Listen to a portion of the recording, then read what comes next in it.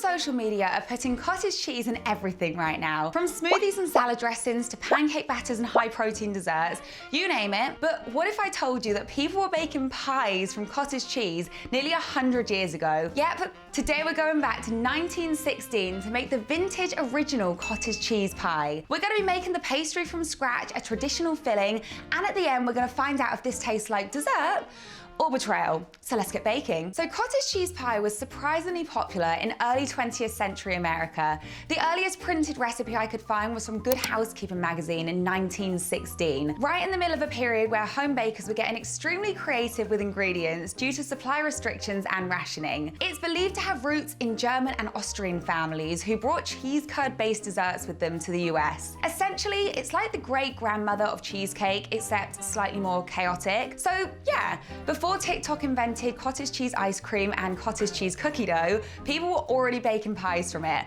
I love that we think we're innovative. First, we're making a classic short crust pastry from scratch for the pie crust. We're gonna need 250 grams of plain flour, or 2 cups in the US, a ½ teaspoon of salt, 170 grams of cold unsalted butter, cut into like slabs here or cubed. That's about 3/4 of a cup in the US. And we also need ice cold water, so about 4 to 6 tablespoons. So into a large bowl, add the flour and the salt.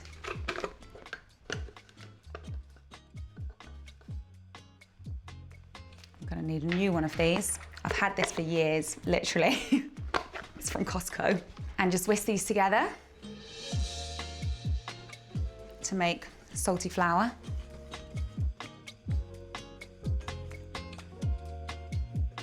And now we're adding in the butter.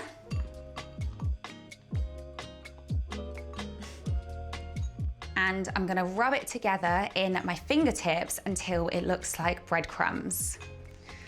We could be here a while.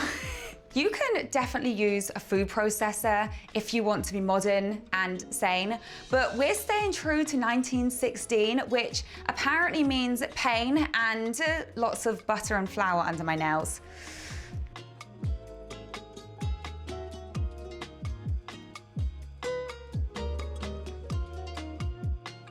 Okay, there we go. We have fine breadcrumbs now, and it only took me about 10 minutes. Let me go wash my hands, and then we're gonna add the cold water. So adding a tablespoon of cold water, one at a time, and then just mixing that in. We want it to hold together, but not be sticky.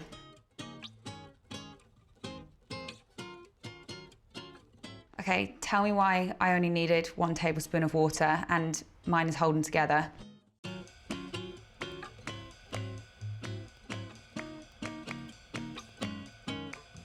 There we go, there's our pastry. So now we're gonna wrap our dough in cling film and chill it in the fridge for 30 minutes.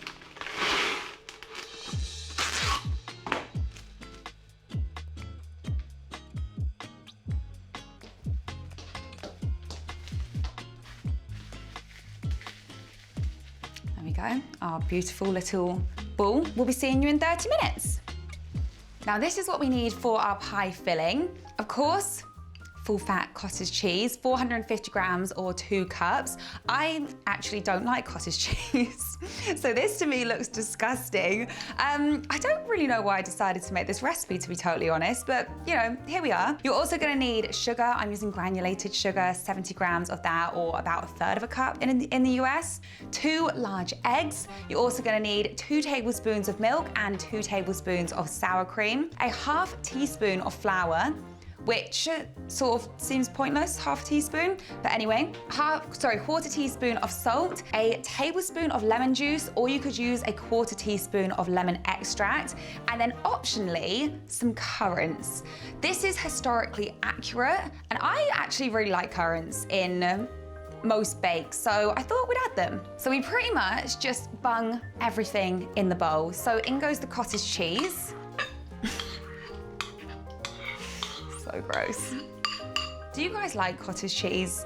I feel like if you're watching this video, you either really like it or you really hate it. I don't know. In goes the sugar. In goes the eggs.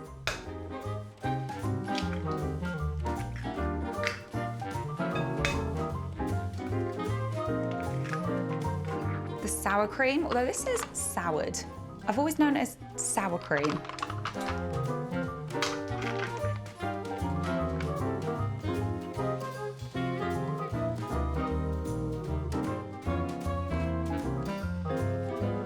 Our 2 tablespoons of milk. Our half a teaspoon of plain flour. And the salt.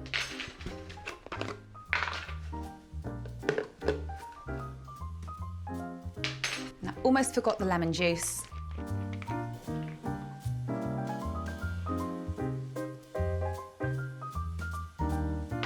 And then we're just gonna mix all of this until it's fully combined. So where has my whisk gone? You can blend this until it's smooth, so it's more cheesecake-like, but I'm gonna keep the curds because the original recipe did, even though I really don't want to.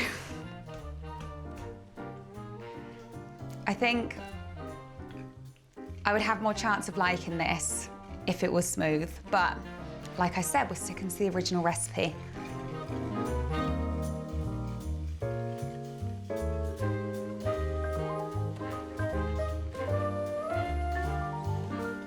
And in goes the currants, because if we're going weird, we might as well go all the way.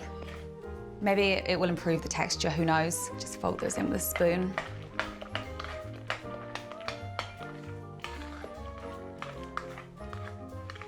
Wow, that looks delicious. So that is our filling done. Let's go get our dough out of the fridge. So I've grabbed the dough out of the fridge and now we're gonna roll it out. So I'm gonna use a pastry mat to do this just because it makes life easier, but of course it's not essential. I'm gonna flour it as well because we just don't want the dough to stick.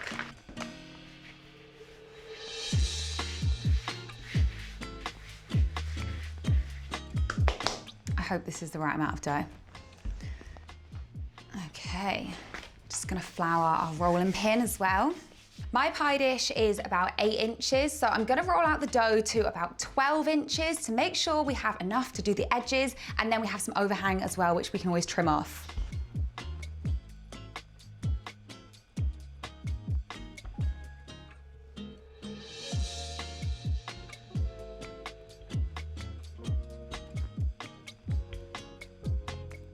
Okay, perfect. So that should be big enough and about the right thickness. Let's grab our pie dish. I'm just gonna line my pie dish with a piece of parchment paper here. This one is pre-cut from Lakeland. I'm sure they didn't have these in 1916, but we've got to use modern day technology to our advantage sometimes, you know. So now the tricky part, we need to get it up onto the rolling pin and over onto our pie dish. Let's just hope it doesn't break.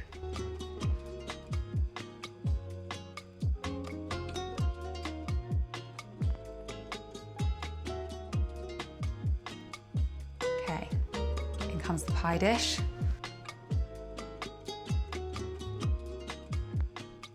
Okay, that'll do. I'm gonna patch up this side. So just gently pushing it down into the edges of the pie dish there. This is an easy patch up. Okay, we're just gonna cut off the remaining pastry with a knife here.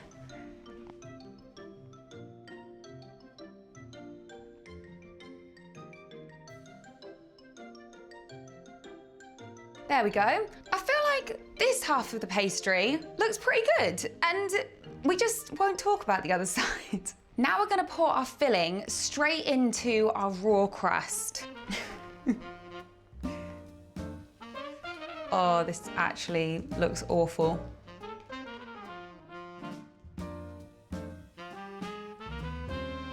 There we go, right up to the top. I have a horrible feeling all the currants went into the middle, so I'm just gonna try and even everything out a little bit.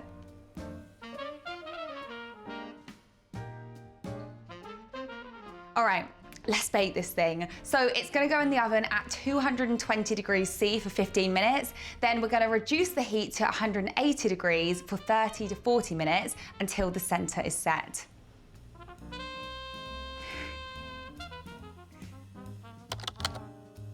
So So this is what it looks like fresh out of the oven. It's giving Basque cheesecake, but with a crust. I'm really excited to see what the inside is gonna look like. Nervous and excited, I have to admit. It's actually deflated quite a lot since literally being in the oven to here. So we shall see. We'll be back when it's cooled for the taste test. Our pie is fully cooled now, so it's time to take it out of the dish. It actually looks pretty good. And it smells sweet and custardy. And I mean, it looks like a pie, so this is already a win. All right, let's try and get this out without breaking it. One side is a little bit stuck where it kind of like bubbled a little bit. So this side of the pie is really sticky. We got this though. Yes.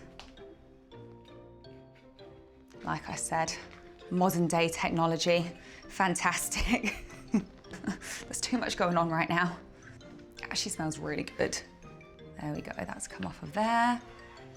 Easy, easy as pie. Right, let's cut a slice.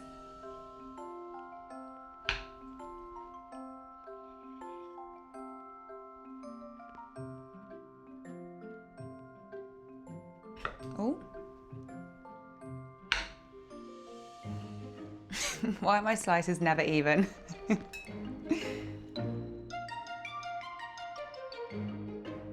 Oh no! I was trying to see the inside. Okay, the pie has fallen apart. It's fine.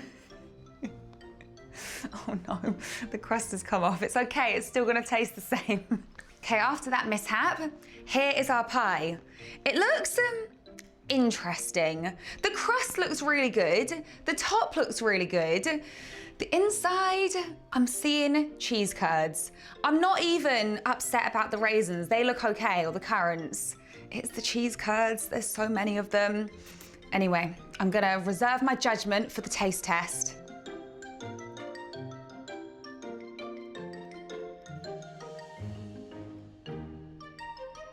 It's actually squeaking in my mouth. You know what? That really isn't that bad. I feel like if I blended it so there wasn't chunks of cottage cheese in it, I think it would actually be really nice. The pastry is really good. It's so squeaky, it's like eating halloumi. I like the raisins. They add a real juiciness to it. It's got a nice sweetness. It's just the texture. It's literally just the cheese curds. It's really not bad though. I actually don't dislike it at all. I actually quite like it. If I was rating this against other pies or like a cheesecake, then I'd probably give it like a 5. You know, it's not amazing. It's very average, but if I'm rating it as a cottage cheese dessert, I'm giving it like an 8. Like, this is definitely one of the better cottage cheese desserts, or just a better use of cottage cheese in general, in my opinion. Like, considering I'm not a cottage cheese lover, this is good. So with that said, I'm gonna give this to my husband to try, and I'll put his rating on screen. Let me know in the comment section what you think of this recipe and what weird dessert you'd like me to make next. Don't forget to like and subscribe for more chaotic baking, and I'll see you in the next one. Bye.